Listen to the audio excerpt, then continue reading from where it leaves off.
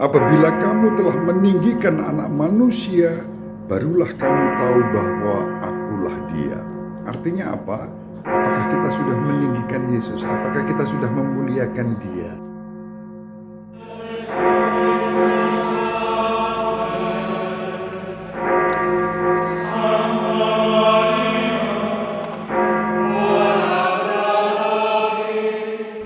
In nomine Patris et Filii et Spiritus Sancti.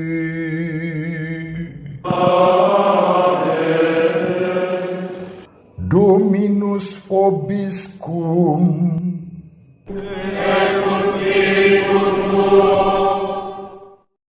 Sahabat peradaban kasih yang terkasih dimanapun berada, selamat berjumpa dalam Renungan Harian bersama saya Roma Alawes Budi Purnomo PR. Renungan kita hari ini, hari Selasa tanggal 23 Maret 2021, saya ambil dari bacaan pertama, Mazmur Tanggapan, dan tentu terutama Injil.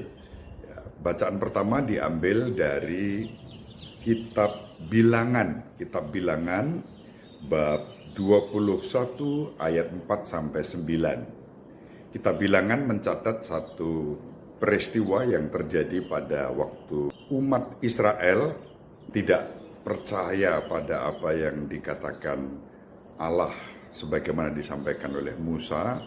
Lalu mereka mengalami malapetaka. Malapetakanya dalam bentuk ular berbisa yang memagut mereka. Dikatakan dalam kitab Bilangan, setiap orang yang terpagut ular, jika ia memandang ular tembaga itu, ia akan tetap hidup. Kebetulan saya pernah berziarah ke Bukit Nebo yang ada di Yordania sebetulnya sekarang ini. Saya bersama rombongan naik ke Bukit Nebo dan di sana masih ada visualisasi ular tembaga itu. Ya, tentu itu bukan yang asli tetapi suatu replika berdasarkan kitab ini. Nah, di sana di Bukit Nebo itu dikenang peristiwa ini. Sekaligus bukit itu merupakan bukit ketika Nabi Musa hanya boleh memandang tanah terjanji dari bukit itu karena Musa kendati dia dipilih oleh Allah untuk memimpin umatnya keluar dari Mesir menuju tanah terjanji, ada hal-hal yang membuat Musa kemudian tidak diperkenankan oleh Tuhan masuk ke tanah terjanji. Nanti yang membimbing itu Yosua, yang membawa mereka masuk ke tanah terjanji. Musa meskipun tidak bisa masuk ke tanah terjanji secara fisik, tetapi diizinkan Tuhan melihat tanah terjanji itu. Dan itu yang terjadi di Bukit Nebo. Di atas Bukit Nebo itu Musa melihat tanah terjanji dan kemudian Musa meninggal dunia. Ini kisahnya. Nah, terkait dengan apa yang ada di Bukit Nebo itu, sebetulnya yang cocok dengan bacaan pertama hari ini adalah replika patung ular tembaga yang dipakai oleh Nabi Musa untuk membantu menjadi tanda kehadiran Allah yang menyelamatkan umat Israel.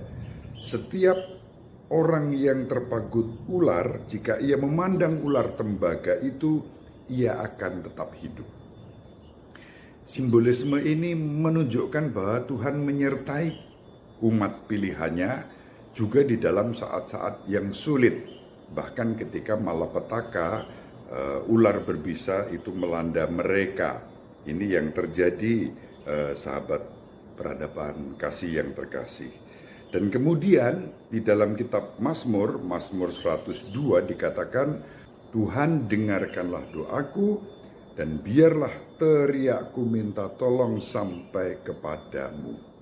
Janganlah sembunyikan wajahmu terhadap aku pada hari aku tersesat.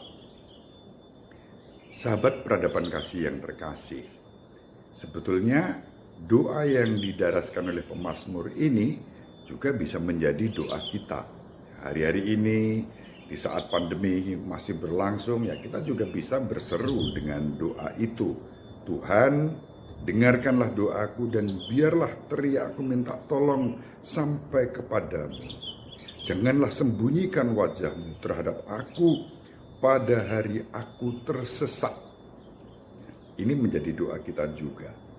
Dan di dalam Injil, Yesus meyakinkan kita melalui Injil yang disampaikan kepada kita pada hari ini, kita diajak untuk percaya kepada penyelenggaraan Tuhan yang disampaikan oleh Yesus dalam Injil hari ini, membuat kita percaya. Apabila kamu telah meninggikan Anak Manusia, barulah kamu tahu bahwa akulah Dia. Artinya apa? Inilah sahabat peradaban kasih yang terkasih. Wibawa Yesus yang layak kita tinggikan, kita muliakan.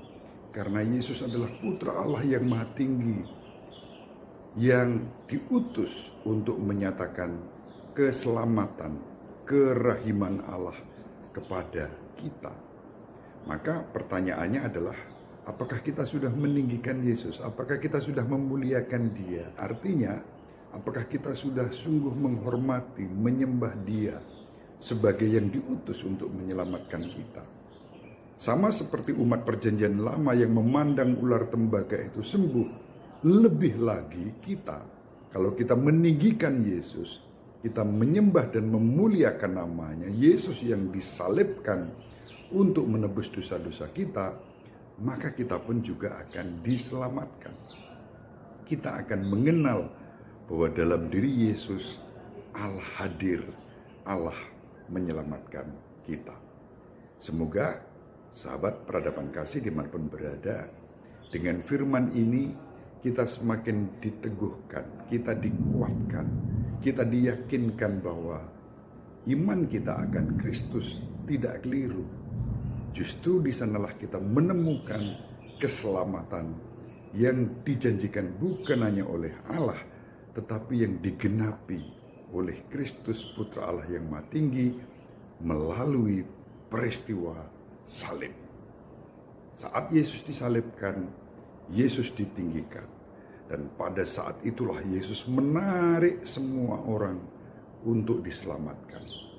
Mari kita tanggapi daya tarik ini sebagai kesempatan agar kita diselamatkan kini dan sepanjang segala masa.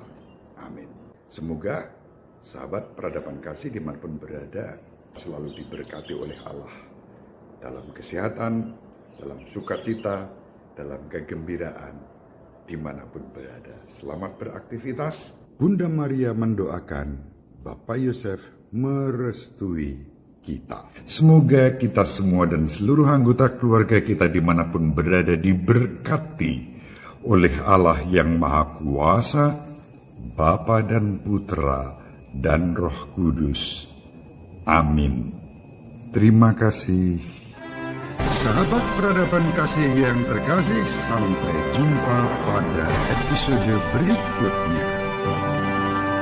Terima kasih atas kebersamaan kita. Salam peradaban kasih ekologis, berkah dalam